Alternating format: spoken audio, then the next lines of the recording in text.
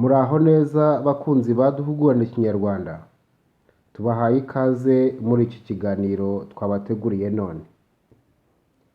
Dukomeje gushimira abadukurikirana buri munsi, bakurikirana ibiganiro tubagezaho ndetse banabisangiza inshuti zabo zibikunda. Tuzajya tubaha imigani myiza isobanuye, dore ko ari nawo umwihariko wacu, aho kugira ngo tugende tubabwira imigani tuyisoma gusa, ahubwo twebwe tugerageza kuyisesengura ndetse ku buryo n'umuntu yamenya aho yayikoresha mu kiganiro. Rero dukomeje kwifuriza kugira amahoro n'amahirwe, kandi mukomeze kugira amagara n'amagana muri ubuzima bwacu ubwo turimo. Tubahaye ikaze rero. Iki kiganiro cya none kirashingira ku migani ifatiye ku kugira amahitamo meza. Umugani wa mbere uragira uti: ahababaye hamenya nyiraho. Buriya agahwa kari ku wundi karahandurika. Mujya mwumva rwose uyu mugani woroshye abantu bakunda gukoresha. Buriya mu by'ukuri nta wamenya umubabaro w'undi. Umubabaro niwe uwimenyera, agahinda niwe ukimenyera. Hari naho mujya mwumva bavuga ngo umusonga w'undi ntukubuza gusinzira. Burya agahinda kamenywa na nyirako. Niyo mpamvu bavuze ngo ahababaye hamenya nyiraho. Umugani wa kabiri uragira uti: ahari abagabo ntiharibwa kabisi. Burya umuntu ukuze agomba kumenya gushyira mu gaciro, agakora ikiboneye abandi, ndetse akamenya ikibi n'icyiza, akabitandukanya, agakora ibya nyabyo. Ni naho rero uzumva bavuga ngo ahari abagabo ntiharibwa kabisi. Akabisi kagaragaza ibintu bitateguwe cyangwa se ibintu byoroshye, nk'uko umwana yafata ikintu kibisi akakirira aho ngaho yumva ko nta kintu cyamurushya ategura cyangwa se agira ikindi agihinduraho. Rero n'umuntu w'umugabo cyangwa se umaze gukura agomba kumenya gufata imyanzuro, akamenya gukora ikintu nyacyo.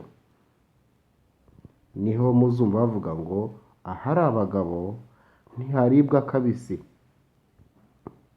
Umugani wa gatatu uragira uti: ahari ibicuma ntihabura ibicumuro. Buriya inzoga imara ubwoba ku buryo umuntu yahacumurira cyangwa se agakora ibidakorwa. Ni naho muzajya mwumva imvugo igira iti: uyivana mu kibindi ikakuvana mu bagabo. Ibi ngibyo biramenyerewe. Umugani wa kane uragira uti: ahari ikiziba uhatega kamena na nyakanga. Buriya igikorwa icyo ari cyo cyose kiba cyakagombye kugira igihe nyacyo cyagakorewe. Niba hari ikiziba kandi tukaba tuzi ko kamena na nyakanga aribwo riba ritangiye, icyo gihe ahakunaniye uhatega igihe cyaho ku buryo kizakorwa mu buryo bwiza.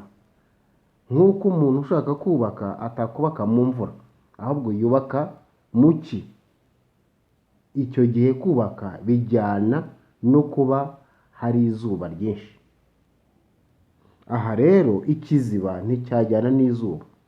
Ahantu hakunaniye hari ikiziba cyangwa se hari amazi, icyo gihe uhatega izuba, uhatega kamena na nyakanga.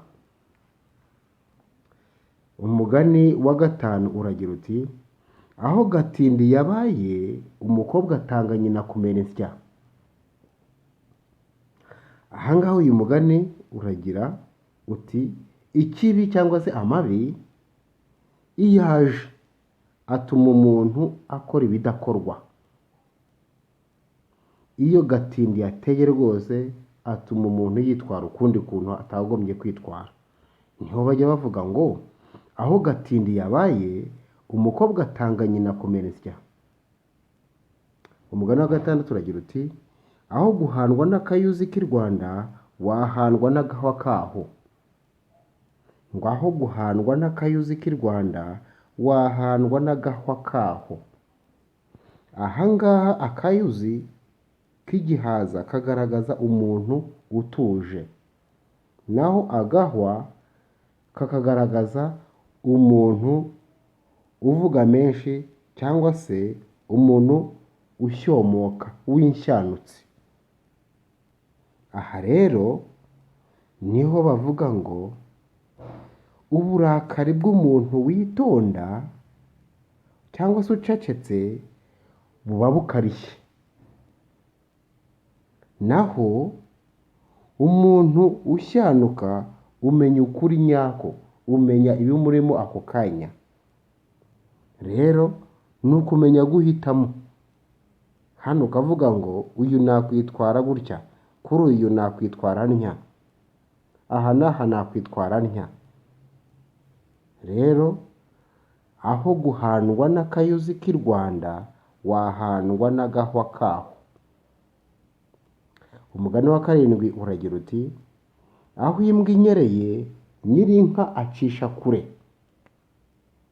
Buriya umuntu w'intege nke ntiyaronkaho intyoza cyangwa se umuntu w'imbaraga yaba yatsinzwe. Uw'intege nke ntiyaronka aho intyoza yasunnye, ntibishoboka. Buriya aho umunyembaraga ari ntiwakavuze, ahubwo niba natsinzwe wowe wahunga. Ahangaha hari undi mugani wa munani ubisobanura neza uragira uti aho intozo ikubitiwe akabwana kotana amakenga. Niba koko imbwa y'intozo igize itya igakubitirwa ahantu, ntabwo akabwana kahegera, icyo gihe ntikahabasha. Rero uyu mugani wa karindwi n'uwa munani bijya gusa. Aho imbwa inyereye nyir'inka acisha kure. Aho imbwa yatsinzwe ntabwo rwose inka yahegera cyangwa se ntabwo inka yahanyura. Umugani wa munani nawo ukagira uti aho intozo ikubitiwe akabwana kotana amakenga. Murumva ko ivuga ko tugomba kumenya ahantu aha n'aha aho tugomba kugenda uko hameze. Ahangaha rwose birumvikana. Umugani wa 9 uragira uti aho inkongoro zitari ibishwi biratanaga. Hari n'undi mugani ujya usetsa abantu uvuga ngo iyo bwije imbeba ihema imbwa.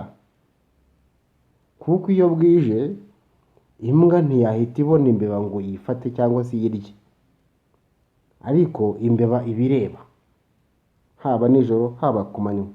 Rero iyo bwije ihita ihema imbwa kuko yifatanije n'igihe. Iyo bwije rero imbeba ihema imbwa. Umugani wa inyuma rero wa 10 uragira uti aho kuzinduka ushaka inshuti wazinduka ushaka urugo. Ni byiza gushaka ibintu, ni byiza gushaka urugo, inshuti zikizana. Kuko burya bagira bavuga ngo nta mukene ugira umuryango, nyakamwe rwose ntavumba mu bakara. Iyo ufite ibi n'ibi bibarika cyangwa se bikabarirwa ku ntoki, ntabwo wakwigereranya n'umunyamaboko kandi nta naho muhuriye.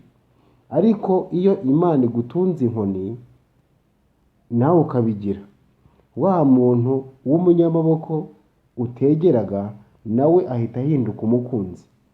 Rero murumva ko ibintu ari byo bya mbere byo gushakwa, ahasigaye inshuti zo zikizana. Niba iki kiganiro rwose kigushimishije cyangwa se hari aho umugani waba utasobanukiwe naho wawukoresha mu biganiro, turahari kugira ngo tubafashe tubasobanurire. Mwakwandika mu bitekerezo aho mutasobanukiwe neza ku buryo twabavira imuzingo tukabibasobanurira neza naho wawukoresha. naho mukomeze kudushyigikira kandi natwe turabakunda, tuzajya tubaha ibyo mwifuza kandi mushaka.